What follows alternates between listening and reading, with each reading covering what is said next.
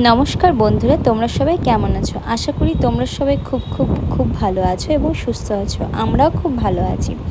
আজ দেখাবো একটা টিফিন বক্সের রেসিপি। টিফিন বক্স অর্থাৎ টিফিন বক্সে আমরা বাচ্চাদেরকে কি খাবার দিতে পারি বা সকালের ব্রেকফাস্টে একটু হেলদি অথচ ভারী খাবার কি খাওয়া যেতে পারে সেটাই তোমাদের সাথে শেয়ার করব। আমাদের বাড়িতে প্রায় প্রত্যেকেই এমন বাচ্চা বা বড় কেউ না কেউ থেকেই থাকে যারা হেলদি খাবার অন্তত ছোলা, মুসুর ডাল এই সমস্ত খাবার খেতে একদমই পছন্দ করে না।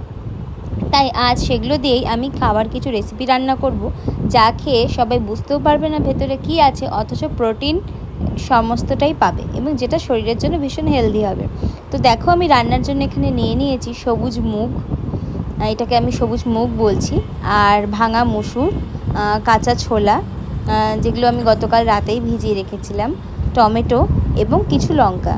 একে একে মিক্সিতে আমি দিয়ে দিলাম মুগ, কাঁচা ছোলা এবং টমেটো, মসুর সমস্ত কিছু দিয়ে, লঙ্কা এবং পরিমাণ মতো লবণ দিয়ে আমি এটাকে একটা ফাইন পেস্ট তৈরি করে নেব। সমস্ত কিছু আমি জারে ভরে দিয়েছি। এবার আমি এগুলোকে একটা পেস্ট তৈরি করে এরপর দেখাবো তোমাদেরকে পরবর্তী স্টেপটা। দেখতেই পাচ্ছ এখানে অলরেডি আমি ফাইন পেস্ট একটা তৈরি করে নিয়েছি। খুব একটা পাতলা হবে না, মোটামুটি একটুখানি করবে। প্রয়োজন মতো তোমরা জলটাও দিতে পারো। আমি এখানে একটুখানি জল অ্যাড করেছিলাম। জলটা বুঝে অ্যাড করবে, বেশি অ্যাড করলে জিনিসটা অনেকটাই পাতলা হয়ে যাবে এবং তৈরি করতে অসুবিধা হবে।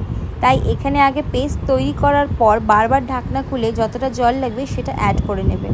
এরপর তাওয়াতে আমি একটু তেল দিয়ে দিয়েছি। তাওয়াটা দেখতেই পাচ্ছ অনেকটা গরম হয়ে গেছে।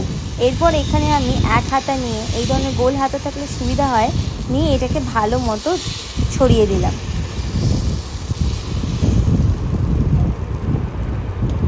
এটাকে আমি গোল শেপ দিয়ে তৈরি করেছি ঠিকই, তোমরা চাইলে এটা শেপটাও বদলাতে পারো। পরবর্তীতে আমি এটা ছোট ছোট গোল শেপ তৈরি করে আমি বাচ্চার লাঞ্চ বক্সে কিন্তু দিয়ে দিয়েছি। এটা সকালে আমার হাজব্যান্ড ব্রেকফাস্ট করে যাবে, তাই এর আকারটা একটু বড় রেখেছি। দেখতেই পাচ্ছ খুব সুন্দর জালি তৈরি হয়েছে। জালিগুলো তৈরি হয়েছে মানে তোমার ব্যাটারটা একদম পারফেক্ট ছিল। আমার তেলগুলো, কড়াইয়ের তেলগুলো বা এইরকম প্যানের তেলগুলো চারিদিকে ছড়িয়ে থাকে, তাই আমার সুবিধে হয়, কোনো খাবারই বেশি তৈলাক্ত হয় না। প্রয়োজন মতো আমি তেলটাকে একটুখানি স্প্রেড করে নিই। আমার খাবার অলমোস্ট রেডি। এবার আমি আমার হাজব্যান্ডকে সার্ভ করব। এর সঙ্গে তুমি ধনেপাতার চাটনি বা লঙ্কার চাটনি বা সস ব্যবহার করতে পারো। আমি এটা সসের সাহায্যে আমি পরিবেশন করেছিলাম, সবাই খুব পছন্দ করেছে। Thank you.